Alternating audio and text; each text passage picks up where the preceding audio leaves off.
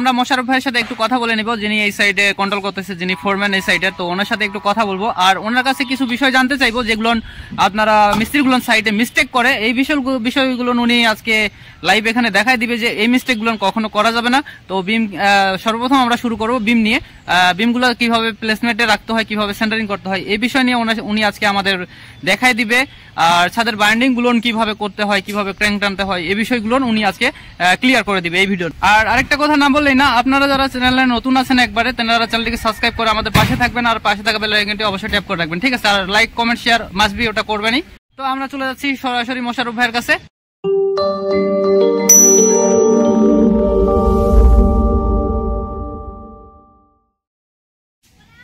আর viewers, এখানে যে site control করতেছে আপনাদের সাইট, যে হেড মিস্ত্রি যিনি আছেন আপনার ফোরম্যান, তো ওনার সাথে একটু আমরা সাক্ষাৎকার নিব, উনি কিভাবে কাজ করছে এই জায়গায়। এটা কিন্তু ডুপ্লেক্স বাড়ি আপনার, আপনি চাইলে যোগাযোগ করতে পারবেন আমাদের সাথে ডুপ্লেক্সের যে কোনো কাজ করতে। তো আমরা সব কাজগুলো সুন্দরভাবে করে দেই। তো আমরা মোশাররফ ভাইয়ের সাথে কথা বলবো একটু। ওই যে উনি মোশাররফ ভাই টপগুলো লাগাচ্ছেন, টপ লাগালে আজকে ছাদ বাঁধা কমপ্লিট হয়ে যাবে, এটা সোমবারে ঢালাই ডেট ফিক্সড হয়ে গেছে। তো আমরা একটু মোশাররফ ভাইয়ের সাথে কথা বলবো। তো ওনার যে কাজগুলো আছে, ওনার কাজের প্রসেসিং গুলো দেখাচ্ছি। এই যে ইনি হচ্ছেন মোশাররফ ভাই। তো ইনার সাথে আজকে কিছু কথা বলবো। তো মোশাররফ ভাই, আপনার নাম দিয়ে আপনার ঠিকানা দিয়ে আপনি শুরু করতে পারেন আপনার কাজের বিষয়গুলো। বিসমিল্লাহির রহমানির রহিম। আমার নাম মোহাম্মদ মোশাররফ। আমার দেশের বাড়ি হচ্ছে রাজবাড়ী জেলা, রাজবাড়ী থানা। তো আমি আছি বর্তমান হলো মানিকগঞ্জ জমিদার বাড়ি, বালিয়াটি আর কি। তো এখন যে আমি কিছু আমার বিমের কাজগুলো সম্পর্কে কিছু কথা বলবো। হ্যাঁ, যিনারা মিস্টেক করে, অনেক সাইড মিস্ত্রি আছেন যিনারা কাজ করে, ওনার উদ্দেশ্যে বলবেন। সেটা হলো যে অনেক মিস্ত্রিরা বিম, সর্বপ্রথম বিম নিয়ে আমরা কথা বলতেছি, তাই না? এই কলমটার বাইরে দিয়া এই বিমের রড গুলা দেয়, অনেক টাইম কিন্তু বিমের বাইরে গুলো দেয়, সেই ক্ষেত্রে মানে বিম পুরোপুরি লোডটা নিতে পারে না। তো আমরা সবগুলো বিমই মানে 100% চেষ্টা করছি যে কলমের যে আউটার রড গুলো থাকবে তার সেন্টার দিয়ে সম্পূর্ণ বিমের রড গুলা দিতে। তো আমরা ঠিক ইঞ্জিনিয়ারের সাজেশন মতো বিমের রড গুলা সব কলমের সেন্টার দিয়ে দিয়েছি। আর নিচে এই বিমের মাঝখানে অনেক মিস্ত্রিরা তাদের রিং গুলো দিতে পারে না, যেটা কলমের টাই। হ্যাঁ, অনেকেই দেখছি যে দেয় না। তো আমরা কিন্তু একটা রিং দিয়ে দিয়েছি, আমাদের কাজ এখনো কিছু বাকি আছে। তো আমরা আরো 2টা প্লেসিং রিং দিয়ে দেবো উপরে। হ্যাঁ, তারপরে আর কি দেখাইবেন? প্রত্যেকটা বিমে আমাদের একই রকম আছে, ইঞ্জিনিয়ার যেভাবে সাজেশন দিয়েছে। আর অনেকেই দেখি এই যে মিডিলে যেটা আপনি কাজ করছেন, মিডিলে সেপারেট আপনার এক্সট্রা রডটা, হ্যাঁ, তো এক্সট্রা টপটা অনেকেই কিন্তু বাঁধে যে এইটার সাথে ম্যাচিং এর কোনো কালেকশন আছে। আপনি তো জানেন সবকিছু, আমিও জানি বিষয়টা। তো তারপরেও ওনার কাছে যারা দেখে তাদের কাছে একটু আমরা ক্লিয়ার করে দেই। এক্সট্রা টপটা অবশ্যই সেপারেট দিয়ে বাঁধতে হবে, যাতে উপরের মেইন রডের থেকে সেপারেটটা একটু ডিসটেন্স থাকে, যাতে ঢালাইটা ঢুকতে পারে। এটা অবশ্যই ফলো রাখতে হবে। আর বিমের যে কভারিংটা সেটা যাতে 100% ঠিক থাকে, ব্লক দেওয়া থাকবে। এই কাভারিং গুলো ঠিকঠাক থাকতে হবে, ব্লক ঠিক রাখতে হবে, তাহলে বিমটাও সোজা হচ্ছে, সমান থাকবে কভারিং। আর আপনারা রিং গুলো কত করে বাইন্ডিং করছেন এখানে? আমরা বাঁধছি হলো আপনার L3 আমরা মানে ভাগ করে নিয়েছি পুরো জায়গাটুকু। তো ভাগ করার পরে আমরা 2 ভাগ মানে বাঁধছি হলো 5 করে, আর মাঝখানের যে ভাগটা আছে এটা আমরা 6 করে বাঁধছি। আচ্ছা, L3 তে করা আছে। স্ল্যাবটা এখন স্ল্যাব সম্পর্কে কিছু মোশাররফ ভাই এখন স্ল্যাব সম্পর্কে কিছু কথা বলবে।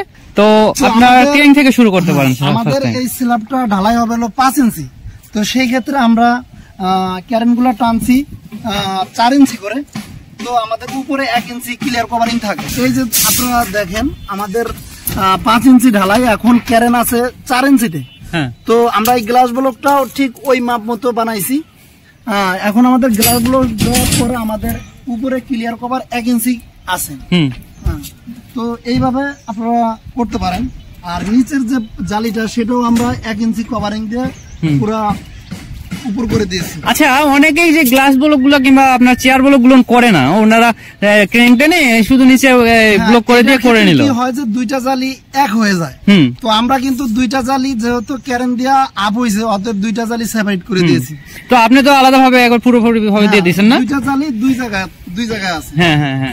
আর ছাদের পলিথিনের ব্যাপারটা, অনেক মিস্ত্রিরা পলিথিন করে না, কিন্তু আমরা সম্পূর্ণ স্ল্যাবে ওয়াটারপ্রুফ, মানে যাতে ঢালার কোনো পানি নিচে না পড়ে, তার জন্য পলিথিন ব্যবহার করতে হবে। হ্যাঁ, সম্পূর্ণ স্ল্যাবে আমরা পলিথিন দিয়ে দিচ্ছি। আচ্ছা আচ্ছা, তাহলে অনেকে কিন্তু পলিথিন করে না, তাদের জন্য কি বলবেন?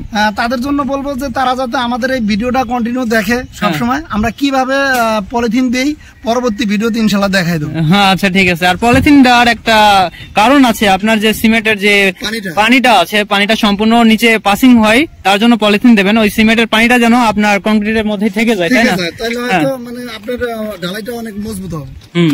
তো ভাইয়ের সাথে কথা বলে ভালো লাগলো। সবাইকে আবারও শেষ বিদায় জানিয়ে আজকের মতো ভিডিওটা এখানে শেষ করতেছি। ভাইয়ের সাথে কোনোদিন আবারও দেখা হবে, তখন লাইভ সাক্ষাৎকার আপনাদের ভিডিওতে অবশ্যই পাবেন তিন আগে। তো মোশাররফ ভাইয়ের বাড়ি এখানে, খুব ভালো মনের মানুষ, তো ওনার সাথে কথা বলে ভালো লাগলো। তো উনি লাস্টে আপনার দর্শকের উদ্দেশ্যে কিছু বলবেন, আপনি কন্ট্রাক্টর কিংবা এসব কিছু? হ্যাঁ, যদি আমাদের এই কাজ দেখে যদি কারো ভালো লাগে অবশ্যই আমাদের সাথে যোগাযোগ করবেন। যদি মানে কাজ করানোর মতো মন মানসিকতা থাকে আমাদের সাথে যোগাযোগ করতে পারেন, ভিডিওতে নাম্বার দেওয়া থাকবে। দেখেন এই সাইডে কিন্তু ডিজাইন করা আছে, এই সাইডে ডিজাইন করছে। এটা কিন্তু ডুপ্লেক্স বাড়ি, আমি রাউন্ড শেড করার জন্য আসলাম।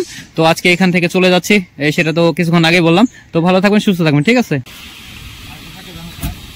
আচ্ছা, অনেকেই যে এই যে গ্যাপ দিয়ে দিয়ে বাঁধে, একটার পরপর বাঁধে, এটা কি বাঁধা উচিত না?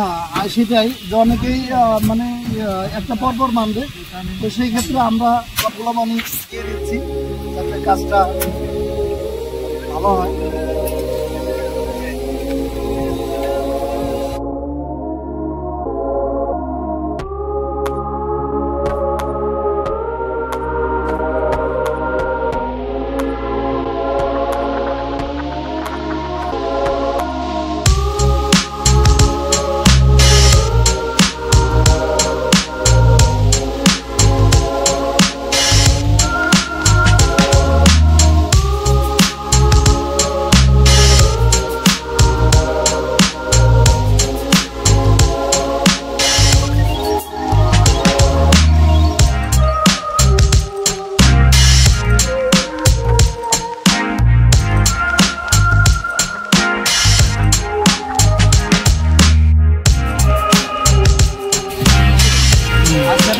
কারণ হচ্ছে যখন ঢালার সময় রাস্তায় প্রশ্ন হয়